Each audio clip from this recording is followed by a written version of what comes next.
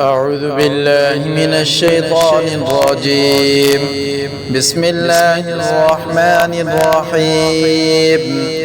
يا أيها المزمل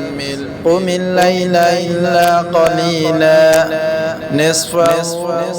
أو انقص منه قليلا أو زد عليه ورتل القرآن ترتيلا إنا سنلقي عليك قولا ثقيلا إن ناشئة الليل هي أشد وطئا وأقوم قيلا إن لك في النهار سبحا طويلا واذكر اسم ربك وتبتل إليه تبتيلا رب المشرق والمغرب لا إله إلا هو فاتخذه وكيلا واصبر على ما يقولون واهجرهم هجرا جميلا وذرني والمكذبين أولي النعمة ومهلهم قليلا إن لدينا أنكالا وجحيما وطعاما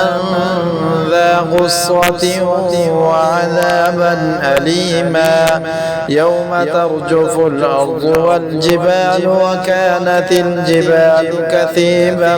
مهيلا إنا أرسلنا إليكم رسولا شاهدا عليكم كما أرسلنا إلى فرعون رسولا فعصى فرعون الرسول فأخذناه أخذا وبيلا فكيف تتقون إن كفرتم يوما يجعل الولدان شيبا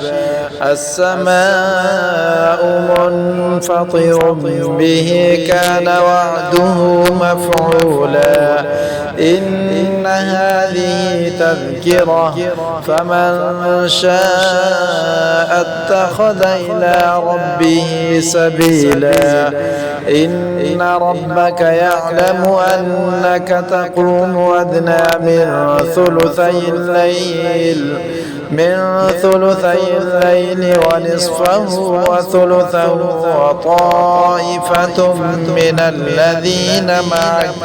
والله يقدر الليل والنهار علم أن لن